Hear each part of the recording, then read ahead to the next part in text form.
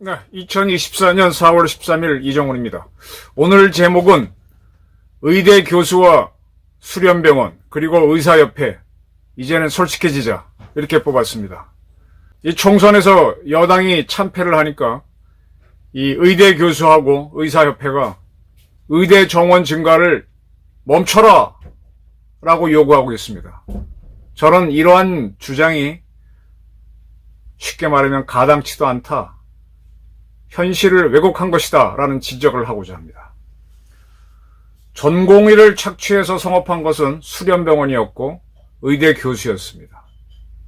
이제 와서는 그들이 전공의들이 집단 사직을 한 부담을 정부에 떠넘기고 있는데, 이거는 원인과 결과가 맞지 않고요, 의과대학 정원증원과는 별도의 문제라는 것을 지적하고자 합니다. 먼저 의과대학 교수들 주장입니다. 전국의과대학 교수 비상대책위원회, 전의비라고 약칭을 합니다. 이 의사들 단체가 너무 많아 헷갈리는데 의과대학 교수 비상대책위원회입니다. 4월 25일 의대 교수들이 대규모 사직할 수 있다, 그게 예상되니 정부는 대화의장을 마련해달라고 12일 날 요구했습니다. 이들은 왜 이런 얘기를 했는가 하면, 현재 전공의들이 사직을 하고 수련병원에 안 나오고 있죠. 그래서 의대 교수들이 병원을 지키고 있는데 이들의 정신적, 육체적 한계가 심하다. 그래서 4월 20일로 예정된 대규모 사직을 할 수 있다. 그렇게 되면 현재의 의료 체계가 붕괴된다 라면서, 왜 4월 25일이냐라고 하는 거는 의대 교수들이 집단 사직서를 제출하기 시작한 지 한 달이 되는 시점이기 때문이다. 그리고 민법은 고용기간의 약정이 없는 근로자의 경우 사직 의사를 밝히고 1개월이 지나면 사직은 효력이 생긴다 라고 했기 때문에 4월 25일부터 의대 교수들은 진짜 사직을 하니 빨리 정부는 의대 정원 증가를 멈추고 대화의장을 만들어서 어쩌고저쩌고 항복해라, 그런 얘기죠. 그리고 의사협회도 있죠. 이거는 의과대학 교수를 넘어서 전국 의사들 전체 모임이겠죠. 이 대한의사협회 비상대책위원회도 여당의 총선 참패는 의대 정원을 증가하기로 한 정책이죠. 필수 의료 정책 패키지 추진을 한 것 때문이니까 그걸 즉각 중단하라고 요구했습니다. 그리고 지난 2월 정부가 의과대학 정원 2,000명 증원을 발표한 거는 의료 계획이 목적이 아니라 청소년 포퓰리즘이었는데 이런 걸 알게 됐다고 하면서, 이 총선에서 참패했으니까 이 포퓰리즘을 버리라는 것이죠. 이에 대해 기자들이 질문을 했어요. 의대 정원은 정부가 추진한 정책 가운데 국민 동의율이 가장 높았던 것이다, 여론이 선거를 통해 증명됐다라고 당신들은 이야기하는데 이건 무리한 해석이 아니냐라고 질문하니까, 의료 정책만 심판한 것은 아니지만 이를 포함해 여러 정책을 무리하게 지속하려고 했기 때문에 총체적으로 국민이 심판한 것이다 라고 답변을 했습니다. 그렇죠. 이번 총선이 의대 정원 증가 하나만 놓고 경쟁을 한 선거가 아니었죠. 여기에 아주 굉장히 많은 요소가 개입되어 있는데, 이 총선에 졌다고 해서 의대 정원을 버리라, 이거는 국민지를 못 받았다고 하는 건 무리가 아니냐. 이미 이게 처음 발표됐을 때 국민들이 굉장히 좋아했는데 왜 그렇게 주장하느냐에 대해서는 어쨌든 총체적으로 국민이 심판했기 때문에 버려라 라고 그랬습니다. 정책에 대한 찬반을 묻는 투표가 아니었다라고 이 의협은 얘기합니다. 이번 총선이. 따라서 선거 결과 분석은 다른 얘기라고 하면서도 어떤 정책이 됐던 이러한 추진에 대한 국민의 분노 표현이 있었다고 자기들은 평가한다라고 그랬습니다. 이렇게 이제 의협과 의사교수협의회 비대위가 정부의 항복을 요구하는데, 이 전공의 단체가 있죠. 전공의 단체 비대위원장이 박단 씨죠. 대한전공의 협의회 비상대책위원장 박단 씨는 12일 날 자기네 페이스북에 한겨레 신문에 나온 칼럼이죠. 1만 2천 명이 휘둘리는 나라, 전공의를 괴물로 키웠다라는 이 한겨레 신문 칼럼을 걸어놓고 전공의들에게 전대위문에 힘을 부여한 것은 정부와 병원이라고 썼습니다. 수련병원 교수들은 병원을 떠난 전공의들에게 불이익이 생기면 결코 자시하지 않겠다라고 선언했지만 이들은 착취의 사슬에서 중간 관리자 역할을 해왔다라고 썼습니다. 문제의 당사자인 병원은 의정, 갈등의 무고한 피해자 행세를 하며 그 부담을 다른 보건의료 노동자들에게 고스란히 전가하고 있다라고도 했습니다. 다른 보건의료 노동자라고 하는 것은 바로 전공의, 박단 씨가 포함된 전공의를 가리키는 겁니다. 그리고 그는 수도권의 대학병원은 2028년까지 수도권 인근에 경쟁적으로 분원을 설립할 계획을 갖고 있지만 전공의에 대한 의존도가 지나치게 높은 기이한 인력 구조를 바꿀 계획은 없다라고도 했습니다. 자, 그러면 한겨레 신문에 쓴 낫다고 하는 1만 2천 명에 휘둘리는 나라, 전공의를 괴물로 키웠다는 칼럼은 무엇인지 설명을 드릴게요. 이거는 예방의학 전문의 노동건강연대 운영위원장인 김명희 씨가 쓴 진짜 의료개혁 위한 연속기구 제4편의 제목입니다.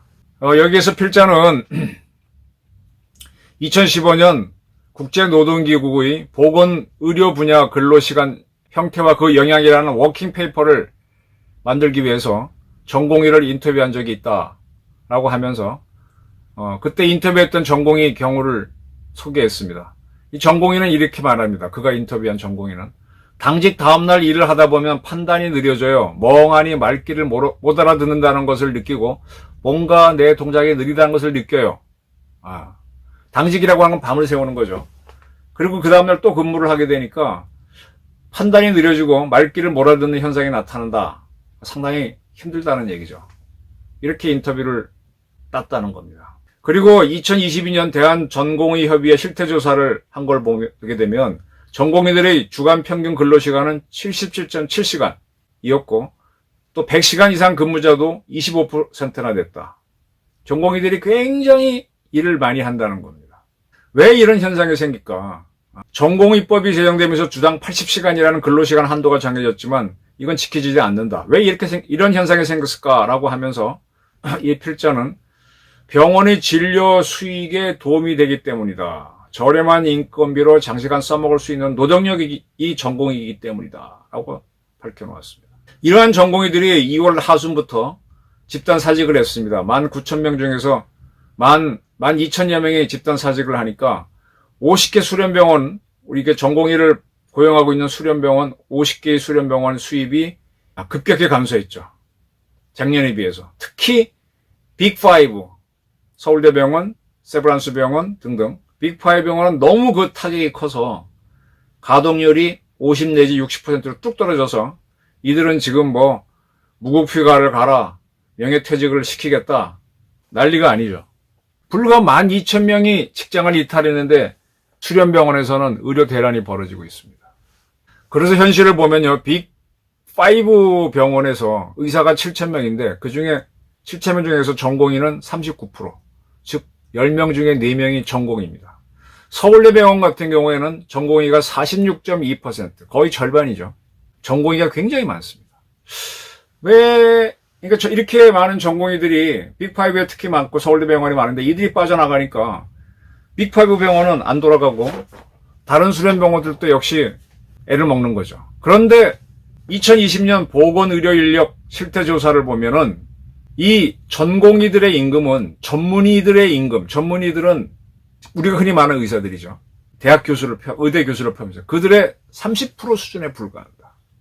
그러면 전문의들이 1,000만 원 월급 받을 때 이들은 300만 원 받았다는 겁니다. 그러니까 이들이 빅5 병원에서 40%를 차지했으니 쉽게 말하면 뭐야죠? 이 전공의 3명이 의대 교수 한 사람 봉급값을 한 거죠. 그러니까 이 수련병원들은, 의과대학 병원들은 전공의를 많이 써서 싼 인건비로 확장을 했던 겁니다. 지금 서울대병원은 분당에, 연세대병원은 강남에, 용인에 다 분원이 있고, 고대병원도 안산에 분원이 있고, 구로에 분원이 있고, 다 만들죠. 경희대병원도 고덕동에 있고, 한양대병원은 또 구리에 있고, 다 있지 않습니까? 중앙대병원은 저기 어디 있던가 했죠. 새로 지은 거 가서 보니까 좋던데. 다 있습니다. 왜 이렇게 하느냐? 그 대학병원들은 계속 자기네 졸업생들이 나오면서 전공의들을 쓸 수가 있죠. 의사를 확보하는 데에서는 전공의나 전문의는 불문이죠. 근데 전공의가 싸니까 그들을 많이 고용하게 되면 병원을 확장할 수가 있죠. 이런 이유로 의과대학에 있는 병원은 막 대학 부속 병원을 확장시켜 왔죠. 그러니까 그게 대부분 대도시에 환자가 많으니까 그쪽으로만 의료 체계가 커버리고 진짜 외진 데에는 병원이 안 들어가는 구조가 됐고, 이런 걸 이제 한겨레 신문에 썼습니다. 그에 대해서 우리 사회는 전공의를 수련시키는 것은 비용이며 투자이지, 이렇게 해석을 한 거죠. 전공의들이 이제 와서 배워가는 거니까 너희들은 싸게 임금 준다. 근데 사실은 그것이 그 대학병원의 수익의 원천이었던 거죠. 이러한 수련병원, 대학병원들이 동네 의원이나 지역병원들과 경쟁을 하는데 그 환자를 쓸어갔던 겁니다. 이 구조인데 이 전공의들이 지금 집단 사직을 하니까 수련병원들이 마비가 되고, 특히 의존도가 높았던 B5 병원들은 낑낑대는 겁니다. 제가 전공의 문제를 쉽게 설명드릴게요. 대학교 의과대학에 있는 데에서 새로 병원을 만듭니다. 병원을 개원하면요, 바로 그 다음 해, 바로 그 해에 전공의를 받을 수가 없어요. 이제 우리도 전공의들을 수련시키겠다, 전공의를 받겠다고 신청을 해서 허가가 나오면 최소한 4년 내지 5년이 지나야만 전공의를 받을 수 있습니다. 그래서 흥미로운 게 이화여자 대학교도 의과대학이 있죠. 이대 병원 중에 가장 유명한 게 목동병원이고, 그거 말고 이대 서울병원이 저 김포공항 가는 마곡동에 하나 새로 세웠습니다. 그 병원이 2019년 2월 달에 저는 개원한 걸로 알고 있는데요. 2019년 2월 달이니까 거기다 5년을 보태면 2024년 2월이 되죠. 때문에 이 병원은 만 5년 동안은 전공의 없이 오로지 전문의로만 병원을 운영했습니다. 그리고 5년이 지나야 전공의를 받는데, 전공의를 받는 조건이 뭔가 하면은 각 과에 전문의가 4명이 있어야 전공의를 1명 받습니다. 이게 원래 조건입니다. 근데 이대 서울병원은 이제 막 5년이 지난 시점이 딱 됐을 때 전공의들이 집단 사직을 해버렸어요. 때문에 여기는 전공의를 받지 못했습니다. 그래서 이대 서울병원은요, 이 전공의들의 집단 사직에도 불구하고 전문의들만 구성되어 있기 때문에 아주 병원이 잘 돌아갔습니다. 그러할 때 이대 서울병원 혈액내과의 김대영 교수가 유튜브에서 이대 서울병원은 전공의 없이 전문의가 모든 진료를 담당한다. 그러니 환자분들은 걱정하지 마시라라는 글을 올렸다가 아주 댓글 테러를 당했습니다. 이렇게 해서 이제 5년이 지나면 전공의를 받을 수 있는데, 그때 전문의 자격이 있는 사람들이 4명 있으면 전공의를 하나 받을 수 있어요. 그런 비율로 전공의를 받습니다. 근데 실질적으로 환자를 수련병원에서 치료하는 건 누가 하느냐? 대부분 전공의들이 합니다. 이제 저도 아는 사람 통해 들어보니까 이 전공의들이 빠져나가고 지금 대학 의대 교수님들이 직접 환자들을 지금 하잖아요. 옛날에는 이제 전공의들이 시키기만 하고 본인은 이렇게 지켜보기만 했는데, 막 긴박한 상황이 돼서 막 조치를 취해야 되면은 의대 교수님들은 말로만 했지 직접 안 해봤기 때문에 할 줄을 몰라서 당황을 한다는 거예요. 그래서 탁과에 있는 누구를 불러오거나 막 자기 과에서 해결을 못 하는 겁니다. 그러니까 모든 실질적인 일은 전공의들이 다 했는데, 그들이 온 거를 이렇게 판단만 해주는 거를 의대 교수들이 했고, 그런데도 이분들은 전공의보다도 평균 임금에서 3배 이상을 더 받았던 겁니다. 전공의들의 희생으로 큰 돈을 벌었던 거는 전문의 포함한 의대 교수들이었죠. 근데 전공의들이 빠져나가니까 이 의대 교수들이 전공의를 짓기 위해서 어떻게 하겠다라고 해서 사직을 했지만 사직을 할 수 있을까요? 그리고 그 병원들은 전공의들을 많이 고용할 수 있는 조건이 되면 자꾸 더 병원을 키우는 거죠. 어디 분원 만들어서 재벌식으로 가는 겁니다. 근데 흥미로운 거는 의과대학 교수님들이라든지 이런 직원들이 가져가는 봉급이 워낙 많아서 그 의대 병원을 설립해도 크게 학교는 막상 벌어들이는 돈이 별로 없어요. 제가 알기로는 한양대도 그렇고 뭐도 그렇고 연대도 그렇고요. 의과대학을 하고 부속병원이 있기 때문에 들어오는 수익은 많은데 또 나가는 인건비가 워낙 많아서 결코 학교 재정에 도움이 안 된다는 얘기를 많이 합니다. 어떤 경우는 마이너스가 제법 있다고 얘기합니다. 그만큼 의대 교수님들하고 그 직원들 인건비가 세게 나가는 겁니다. 그럼 병원을 잔뜩 많이 만들어서 배불렀던 건 누구냐? 학교도 아니고요. 그 병원하고 구성원이 가장 손해를 본 건 누구였냐? 전공이었던 겁니다. 그런데 이러한 의료 혜택마저 대부분 서울, 대도시만 집중돼가지고 꼭 필요한 지방에는 그게 없었고, 또 우리가 흔히 갈 수 있는 동네의 의원이나 중소병원 전문병원들은 크지 못했던 거예요. 머리만 잔뜩 커졌던 겁니다. 그걸 깨기 위해서 의과대학 정원을 늘리기로 한 건데, 여기에 전공의들이 먼저 반발을 하면서 문제가 커진 거죠. 근데 지금 한겨레신문 칼럼이 딱 나오니까 박단 씨도 동의를 하면서 이 문제의 중간 역할을 한 사람들은 전문의들이다 라고 그랬습니다. 이제 정확히 얘기한 거죠. 의대 교수는 착취사슬의 관리자, 병원은 문제 당사자 이렇게 얘기했습니다. 그런데 이 의대 교수들하고 의사협회는 정부가 이번 총선도 졌으니 굴복하라 라고 성명을 발표하고 있습니다. 요거는 상황을 이용해서 어떤 국면을 저랑하려고 하는 잔꾀에 불과한 거죠. 이제 의사 여러분, 의대 교수 여러분, 솔직해집시다. 그리고 진짜로 이 의과대학이 있는 데에서 병원을 늘리고 하려면 진짜 의료 혜택에 가야 되는 지방에 가세요. 근데 거긴 수익이 없으니까 안 가지. 그런데 가서 어떤 뭐 헌신적으로 슈퍼바이저처럼 할 의사는 없는 거잖아요. 근데 왜 그런 척 가장을 하고 있어? 그리고 의료 체계가 무너진다고 비명을 지르니까. 지금 의료 체계는 무너지지 않고요. 이대 서울병원도 전문의 때문에 전문의만 구성되게 잘 돌아가고 전문의 위주로 돼 있는 중소병원, 지방병원, 전문병원 잘 돌아갑니다. 대마불사처럼 전공의의 낮은 임금을 토대로 대마불사처럼 몸집을 불렸던 대학병원들이 고통받고 있는 거고, 그 대학병원들, 그런 대학에서 나온 사람들이 주로 언론사 기자가 됐기 때문에 그 비명이 크게 들리는 거지. 우리나라 의료 체계는 문제가 없습니다.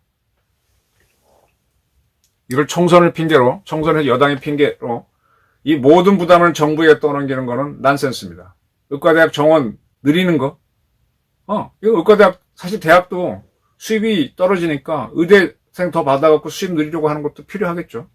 이거는 지금 의사협회하고 의대 교수들이 뭐 사직을 하겠다, 정부를 협박하는 거랑 완전히 별건이라는 얘기입니다. 우리 의료계도 솔직해졌으면 하는 바람입니다. 총선을 갖고 장난치지 마십시오. 네, 감사합니다.